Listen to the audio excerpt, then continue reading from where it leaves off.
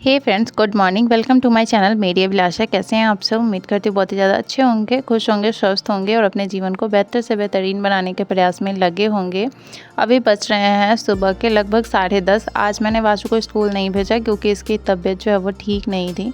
यहाँ पे मैं इसको मेडिसिन दे रही हूँ। इसको बहुत ज़्यादा घाव निकल रहे थे, जो गर्मी में निकल जाते हैं, छोटे छोटे फुंसी।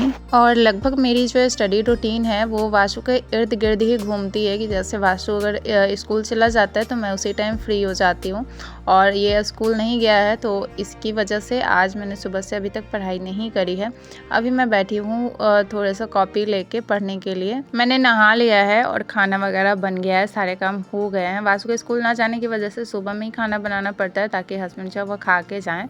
वैसे जो ये स्कूल चला जाता है तो सुबह 7:30 में ही हस्बैंड निकल जाते तो मुझे खाना प्रॉपर खाना बनाने की ज़रूरत नहीं पड़ती है।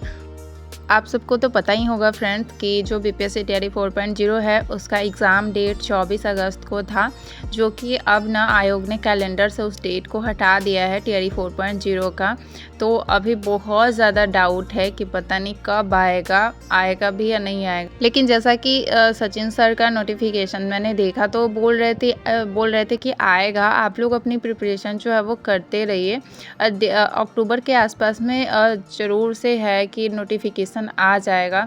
तो हम लोगों के पास ना भी फ्रेंड्स कोई मतलब ये नहीं है कि हम लोगों को प्रिपरेशन जो है वो करते रहना चाहिए, क्योंकि बहुत ज़्यादा टाइम मिल गया है। अभी से लगभग जो है सो 5 महीने, अगर दिसंबर में एग्ज़ाम होता है तो लगभग 5 महीने बचे हुए हैं, तो अपनी प्रिपरेशन को हम और अच्छा कर सकते हैं। लेकिन ये सुनने के बाद ना फ्रेंड्स मैं भी थोड़ा सा मतलब स्लो हो गई हूँ प्रिपरेशन में। ऐसे अगर एग्ज़ाम नज़दीक रहता है तो आप थोड़ा फास्टली पढ़ते हो, लेकिन आप भी थोड़ा रिलैक्स हो जाते हो जब आपको पता चलता है कि नहीं एग्ज़ाम थोड़ा देर से होने वाला है। तो वही मेरे साथ हुआ है कि थोड़ी सी मेरी तबीयत भी ठीक सही नहीं रह रही है आजकल, और थोड़ा सा ये भी पता चला है कि एग्ज़ाम चलो इतना नज़दीक नहीं है तो मैं उतना कवर कर लूँगी, ऐसा मुझे लगता है।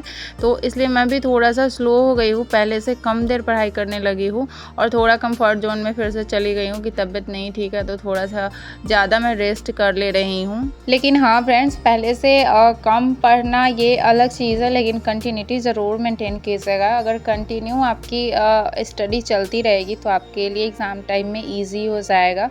पढ़ाई को एकदम से छोड़ नहीं दीजिएगा। जितना देर भी पढ़ना है, 1 घंटे ही पढ़ना है, लेकिन डेली पढ़ना है। तो इस तरीके का कुछ रूटीन अपना ज़रूर बनाइएगा, क्योंकि फ्रेंड्स पढ़ाई एक ऐसी चीज़ है ना कि अगर आप कंटिन्यू करते हैं, प्रैक्टिस में रहते हैं तो आपको चीज़ें याद रहती है। और जब आप प्रैक्टिस छोड़ देते हैं कुछ दिनों के लिए, सब चीज़ पढ़ना छोड़ देते हो तो धीरे धीरे आप सब चीज़ भूल जाते हैं।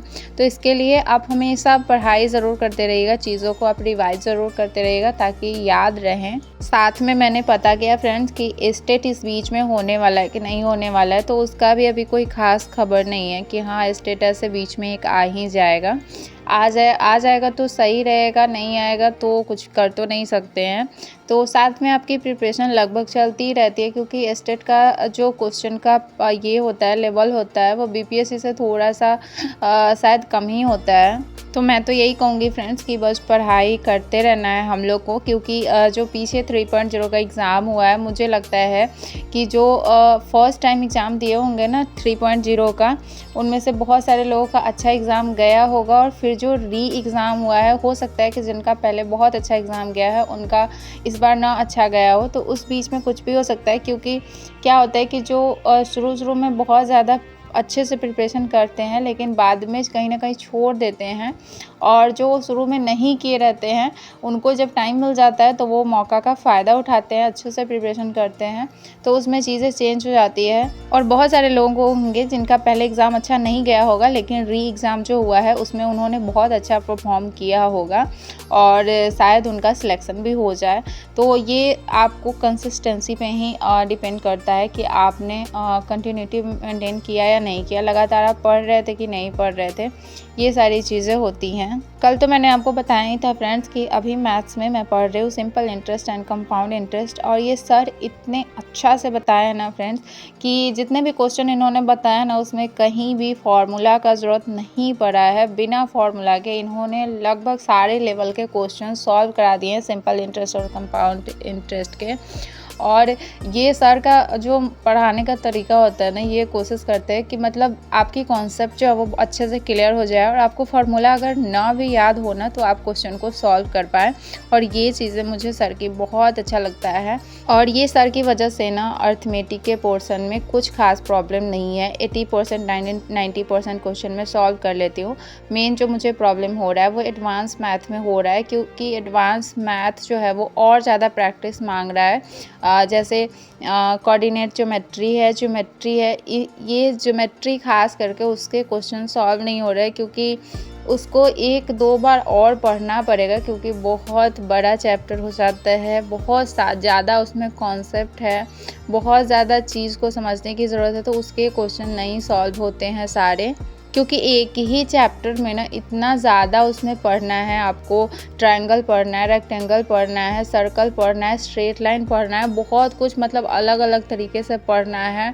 एक अगर ट्रायंगल ही पढ़ना है तो उसमें बहुत कुछ पढ़ना है, तो इसलिए उसका क्वेश्चन जो है वो सॉल्व होने में प्रॉब्लम हो रही है। और इस बार का जो एग्ज़ाम हुआ है बीपीएससी टीआरई 3.0 का री एग्ज़ाम जो हुआ है, सर उसमें बता रहे थे कि उसमें ज्योमेट्री के पोर्शन बहुत ज़्यादा पूछे गए, यानी कि एडवांस मैथ का पोर्शन जो है वो बढ़ा दिया गया है।